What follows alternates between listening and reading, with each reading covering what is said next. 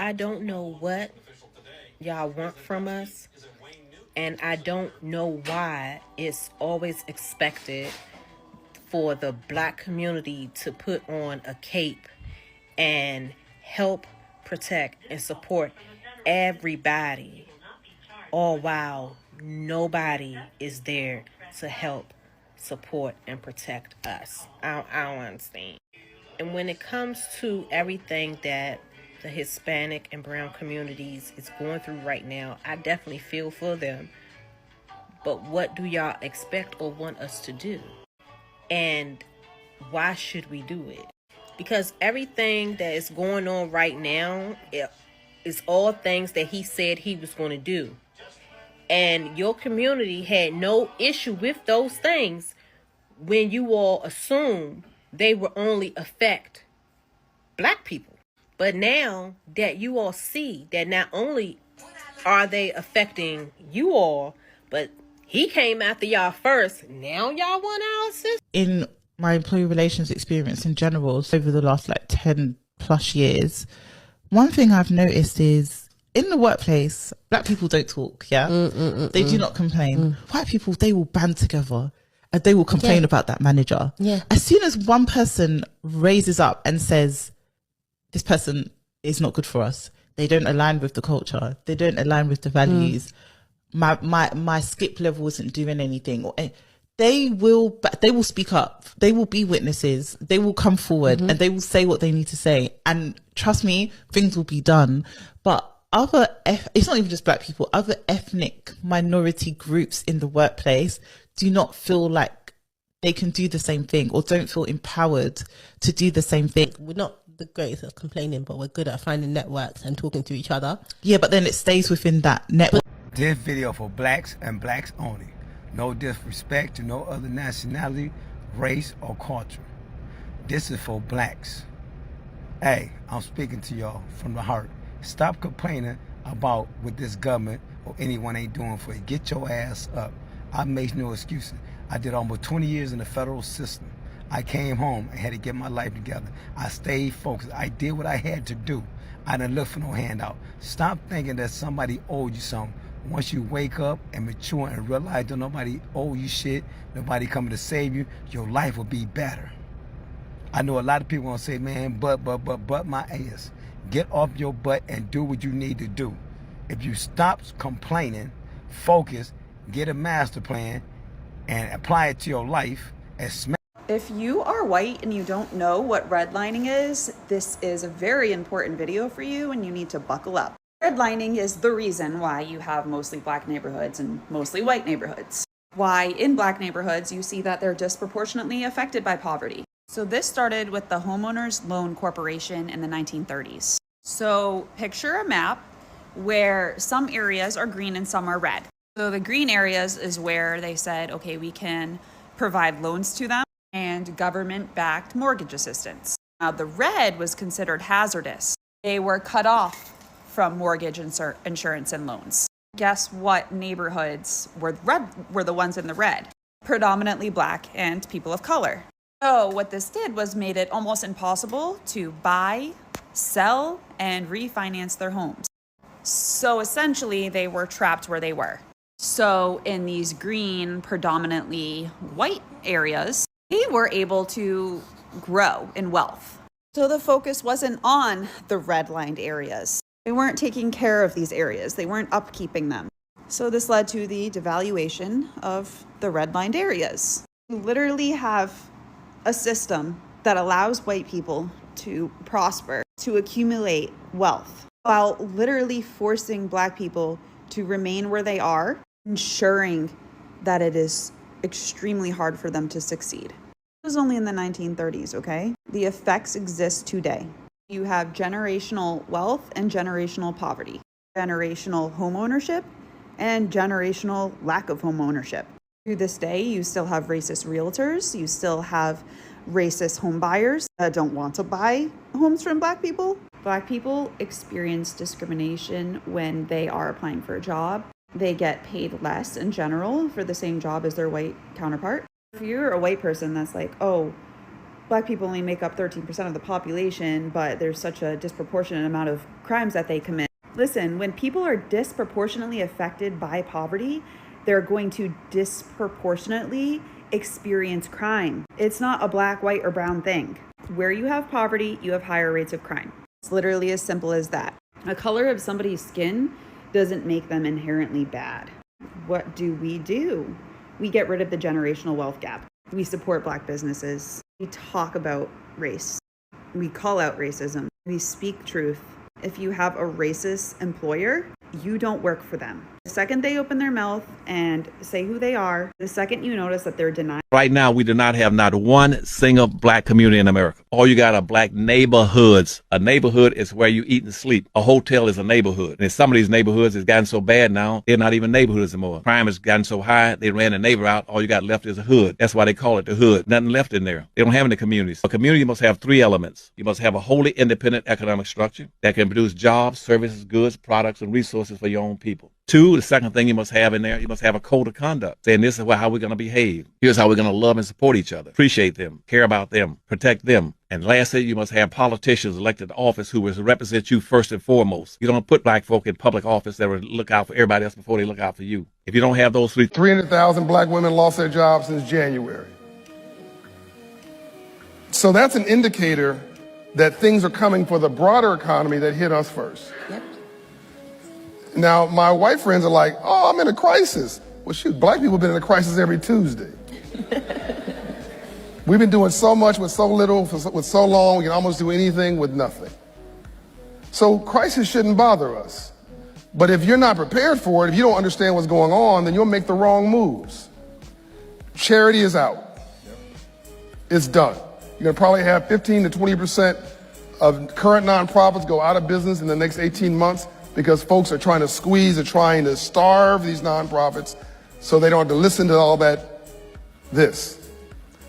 So success is being able to not survive, but to exist for the reset. I want you to exist for the reset. And I want you to prepare to become her customer. Now, I've got, she said 30 to 50 locations. No, I want 200 locations. Yes. They're not doing that on charity. I'm the only nonprofit in the history of this country, ever allowed to operate inside of a bank branch in U.S. history. That's not out of charity. I go from Wall Street to Main Street. I get our people rehab, get our credit score up, debt down, savings up, flip the person around. Okay, I want to address something that I saw on YouTube in regards to a question on why we are not hearing from a lot of black farmers during the midst of this economic decline here in the United States. What's up, folks? Trev here, one of the Gots to Do Better brothers. And before I play the rest of that clip, I just want to kind of premise it by saying that this does not only apply to black farmers. It applies to so many aspects of our society, especially with what's happening these days. Why aren't we hearing black people complain, even though we're in the same economy? So listen up, and I'll share the answer with you on the other end of this clip. A lot of black farmers have had to learn to be self-sufficient without government support. So in my opinion, that's why you're not really hearing from a lot of black farmers right now, because there's not a lot of us, and a lot of us don't have loans like that. Yeah, that's just my opinion, but what we can do is go and talk to Dad and see what Dad has to say about all of this. Hear from the OG. Yeah, so let's go check on Dad, like I was saying, and have him give his opinion on I like that hat. The state of black farmers here in the United States, because you don't hear too many of them, like I said, complaining online. Got style. And maybe he has an opinion that is slightly different from my own. Why do you personally think that black farmers are not online complaining about what's happening with the government and government policy and complaining about losing money right now? I think the black farmers, they're going back to old school. They learn by now how to keep the man out their pocket. See, They learn to pay for things cash. They learn to pay off the house, pay off the farms. The government always talk about subsidies, different types of subsidies. When they sign up for the program, we as a group don't get it. You know, it goes to other people. Be honest with you, they go to the white farmers, the Asian farmers, and the system is set up for the black people, but the black people don't get it. They don't get the money. They'll find a loophole in there and a heartbeat. So I just want to highlight that answer because it's so true. We've been excluded. The one thing that 400 years of oppression has done to our people is exclude us. You think about acts like the Homestead Act. We all know about that. Go west, young man. If you can farm the land, it's yours. That's one of the greatest builders of generational wealth for white people. Free land, just farm it and it's yours. That was denied on the most part to black people. Same thing with the GI Bill. You think about Levittown, where they wrote into the mortgages that you are not supposed to sell to black people. White people, another big percentage of... Listen, earn white, buy black. Own black, sell to everybody. Say that one more time. Earn white, buy black. Own black, sell to everybody. You can have your corporate job. No problem with that. Bring your money back to the neighborhood. Buy with your people. You can own your business. You can own your side hustle. Sell to everybody. The only color you worried about in that realm is green. After this weekend at the Black Romance Book Fest, I see right now that the black dollar can easily circulate around the black community with no issue. We need to replicate this in every way possible. If you own a business, hire black. B2B doesn't just have to be business to business. It could be black business to black business. Another example is the hair care industry. Let's control the supply chain. We are the endpoints. We're who they are selling to. Make them do business with us. Either do that or become the source. Whichever one in these upcoming months. Hell, in these upcoming years. What's going on, guys? Check this out. Did you know how rich black people are in America? I'm in South Africa and I got a little group right here and we're all going to Cape Town today. And we've learned all about apartheid and how white folks have so much money here and stuff like that, right? But did you know that black spending power in a given year, $1.8 trillion, is almost 5 times greater than the entire GDP of all of South Africa, white people included? So don't ever let anybody make you think that we don't and we can't have as much wealth and income as white people, because all those white South Africaners who were oppressing us and running apartheid and running entire systems, who built their own educational systems, their own sports leagues, their own everything, their own entertainment, media and everything else, we are nearly 5 times richer than they are. You are freaking powerful, man. And here's the thing, you're not broke. A lot of y'all are just broken. And so when you look at this, when you consider the fact that we blow through 5 times more money than the entire South African economy, that's an opportunity. We get our mind right, and then we do what Ash Cash says, my buddy, who get our money right, and we really get to the point where we really embrace our economics and our wealth building as much as we embrace sports and everything else. We won't just conquer the U.S., we're going to conquer the world. Partnering with Africa is part of that. That's why we're taking trips over here to Africa. I just wanted to share that with you. I'm getting in line, I'm literally getting in line as security as I talk to y'all about this, but this excites the hell out of me. We have more income than not just South Africa, major countries, Belgium, Australia, Austria. You can keep going down the list. So don't ever tell me black people ain't got enough money, because that's a damn lie. If you want to join, I teach this every morning. 10,000 people join us every morning. We're in the revolution right now. If you want to join us here on Instagram, put the word voice in the chat and I'll send you an invitation to join the class for free. All I ask is that you bring your family, or if you're not on Instagram, text the word money to the number 87948. My PhD's in finance. I study this for a living. That's why this excites me so much. I'll see you guys later. Peace. White folks are not even thinking about black people. Do you know who white folks are thinking about?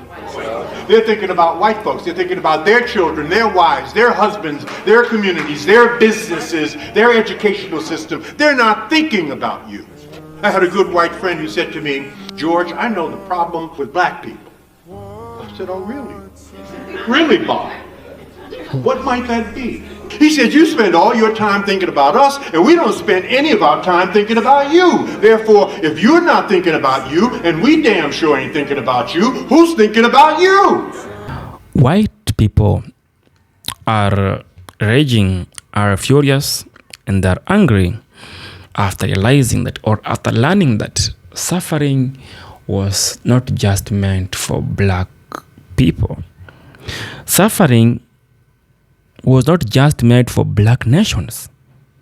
Suffering was never made to destroy black people only. Okay? Suffering wasn't made to destroy African Americans or Africans only. Suffering lands to any door. And if you can't control it, and if you can't take care of it, and if you can't be able to endure and become stronger, fight the poverty. The poverty is the enemy. Poverty is the enemy. And I hope we all believe that poverty is the only end that we are facing out here, Because the way things are going, it's going to be crazy, The way people are now realizing that suffering has been made even for the white Americans. And why am I bringing this story here right now? This topic has been handled by many people out there.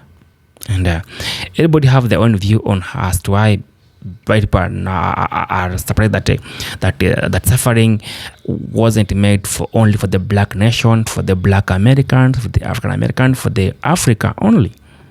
Because right now, economy is crashing entire America. America is collapsing economically, financially, and more so politically. Because America is now collapsing from the inside, from their own government, from their own powers. People who they used to believe in, they are now being like, okay, wait a minute, am I really surviving in this country? That I can't tell if this is Trump anymore. I can't tell if this is America anymore. The dream is dying. The dream is dead. People are living in mass numbers. That's how far struggle has reached them. They are living in mass numbers. They are heading to the affordable countries. They're heading to the country that they feel like they can never live there. They're heading to Africa, to Mexico, to those small countries, the Thailand. They are moving out for one or two reasons. They are moving for a reason. They are heading out of America because America is becoming unbearable. The economy is crashing every individual. Economy is not crashing only the blacks. It's crashing the whites even bad. Let me say that even better. Right? Economy is crashing everybody individual. In everybody in America. Because the way things are turning out to be, it seems like American can't survive the wrath of poverty. After voting for Trump, now they can't survive on how Trump is treating them. Farmers, lack of labor, because they are the one who are voting. Deport all the immigrants from America. Let's have our own peace. They are taking the black jobs. Picking crops. You call that a black job, picking crops, while the black people are able to invent lift, invent street lights, invent like traffic lights, invent blood storage, invent almost everything. And still the only thing you can think of is giving them job to pick crops in the farms. Really? You have copied the culture, everything you have copied from them. The culture, the music, the music, the culture, the fashion, their food you're eating, you're copying from the black American. Now you are giving them the job to pick your crops in the farms. Yeah, it's not mean, man. That's so mean, because now you are facing the wrath of poverty. And you won't escape this wrath. You won't escape. I swear you won't escape this one. You have to fight it to the very core. You won't escape it. Peace be with you. And I'm out, and I love you all, guys. Let's keep on supporting each other, sharing the video, commenting, the positive comments, just be positive to each other. Let's be positive. Let's keep on growing. Let's keep on achieving more and inventing more. Peace be with you, and I love you. I'm out.